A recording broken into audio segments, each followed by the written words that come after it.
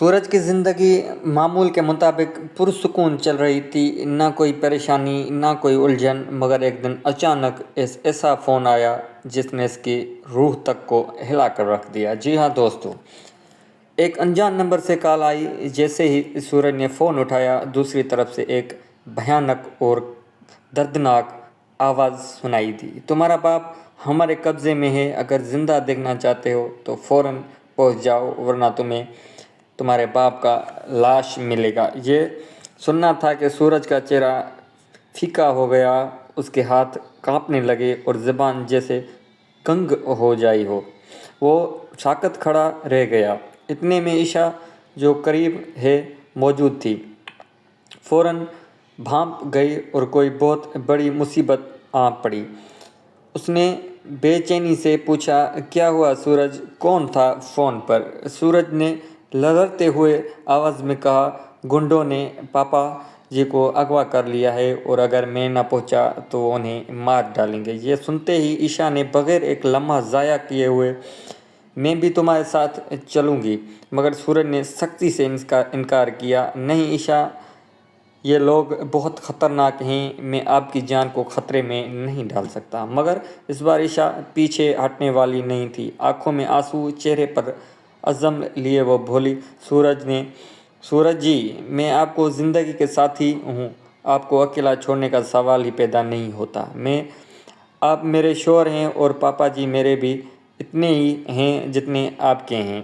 सूरज ने इसके ज़िद के आगे हथियार डाल दिए। दोनों रवाना हो गए एक सुनसान गोदाम की तरफ, जहां दुश्मनों ने सूरज के बाप को कैद करके रखा था। रास्ते भर सूरज की दिल की धड़कन तेज़ होती गई, जबकि ईशा का हौसला और भी बढ़ता गया। गोदाम के करीब पहुंचते ही बंदूकों से लैस घुंडे उन पर टूट पड़े। सूरज को घसीट कर ले जाया गया, रस्सियों से जकड़ दिया गया। ईशा की आंखों के सामने ये सब हो रहा था, मगर वो डरी नहीं। उसके नज़रों में ना आंसू थे, ना खौफ था, सिर्फ आग थी।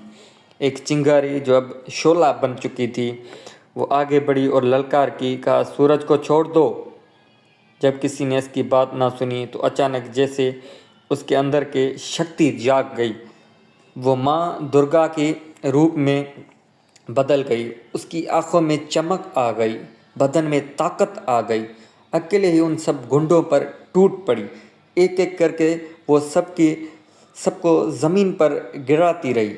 कोई उसके रास्ते में आता तो उस पर वो हमला कर देती, मगर ईशा हर वार का जवाब बनकर खड़ी थी। इसने धाड़ कर, जिसने भी मेरे शोहर या ससुर को छुआ वो अब जिंदा नहीं बचेगा। सूरज हैरान रह गया ये सब देखकर। उसकी आंखों के सामने उसकी बीवी एक जंगजू देवी बन चुकी थी। जब आखिरी गुंडा भी ज़मीन पर गिर पड़ा तो ईशा सूरज की तरफ दौड़ी, उसके हाथ खोले, उसके बाप को भी आज़ाद किया। तीनों एक दूसरे के गले लग गए। सूरज की आंखों से आंसू बहने लगे। वो ईशा को अपनी बाहों में लेके आया। आज आपने सिर्फ मेरी नहीं, मेरे बाप की भी जान बचाई है। आप सिर्फ मेरी बीवी नहीं, मेरा भगवान हो। जो हौसला आपने दिखाया वो कोई आम औरत नहीं दिखा सकती थी। यह सुनते ईशा के आँखों से भी आंसू बहने लगे, मगर ये आंसू खौफ या कमज़ोरी के नहीं, बल्कि फ़ख्र और मोहब्बत की थी। सूरज के पापा भी जज्बात से मगलूब हो गए।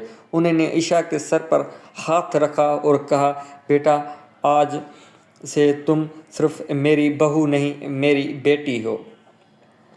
तूने मेरी इज्जत बचाई है, ये मैं तुम्हारा एहसान कभी भी ना भूलूंगा। ये कहानी आपको कैसी लगी और आप अपनी राय कमेंट बॉक्स में ज़रूर दें। जाते जाते हमारे चैनल को सब्सक्राइब ज़रूर करें। मिलते हैं किसी अगली वीडियो में। अपने दोस्तों का, अपने रिश्तेदारों का हद से ज़्यादा ख्याल रखें।